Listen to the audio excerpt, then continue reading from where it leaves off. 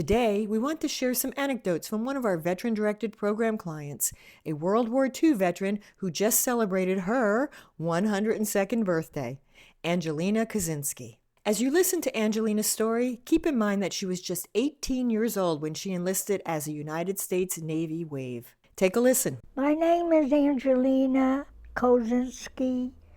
I live here in Auburndale, Florida, and I love it here, where I grew up near Chinatown. Those days were really, they were hard to live because everybody was poor, you know, and you lived poorly, not poorly, but, whatever you had, that's what you existed on. And when I told my father, I said, Pop, do you think I want to go in the Navy? Do you think that it would be all right? And he looked at me and says, is that what you want to do? I said, yes. He says, of course, yes, he would. But I needed his permission because I wasn't 21. In the Army, you had to be 21. But in the Navy, you could have been 18.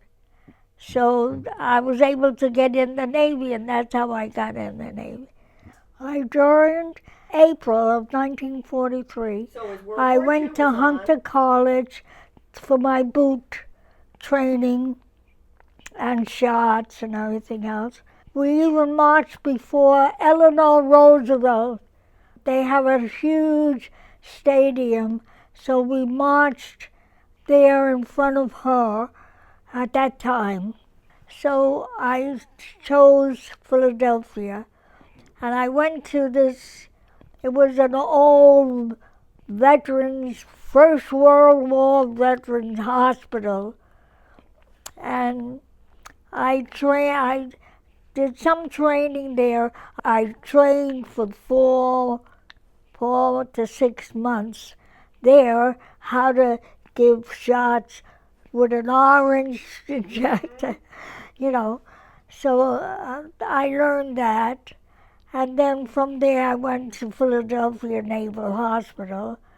And from there they had blind groups, psychiatric groups, all different groups that stayed together. And I had to, since I was a corpsman. Okay. And then I got a pharmacist mate. I passed a test and took it. So then I was a pharmacist mate. And from being a pharmacist mate, I was able to go to other sections of the hospital. In August, I had met my first husband. We married right there on the base.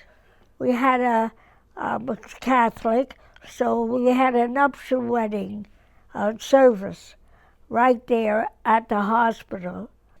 They separated. They didn't want a husband and wife together, and so they sent him to, I forget exactly where he went, but I stayed there. Philadelphia Naval Hospital was the center for amputees, for eye, for blind, and so they had so many different areas that you learned from.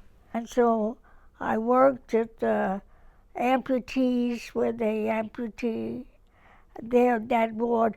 I wasn't supposed to go there, but they put me there for 4 or 5 days. And the reason, they didn't want a woman dressing a veteran, it was embarrassing. But I overlooked all that. I just did it, and it was my job, and so I did it. but that's what I had to do. I had to stretch the skin to make a stump for the servicemen. When I filled in for the amputee ward, but I wasn't supposed to be there. But I enjoyed it, even though because the men they would tease me.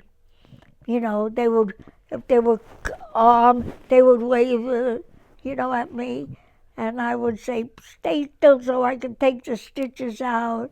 You know, things like that. It was a very good experience for me. I liked it, and I enjoyed working with them. And they taught me how to take stitches, remove stitches without hurting them.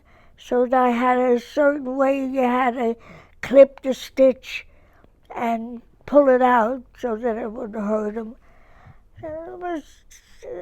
That was my experience at that time there. I don't indulge in too much sweets. That's it really is important. But I like fruits and vegetables and stuff like that. So that's what I eat most of the time. I love soup, uh, and of course Italian foods, lasagna, and stuff like that. The only words of wisdom is don't follow the crowd. Do your own thing, but make sure it's a good thing. Senior Connection Center is proud to bring you these stories, which represent the thousands and thousands of people we serve every year.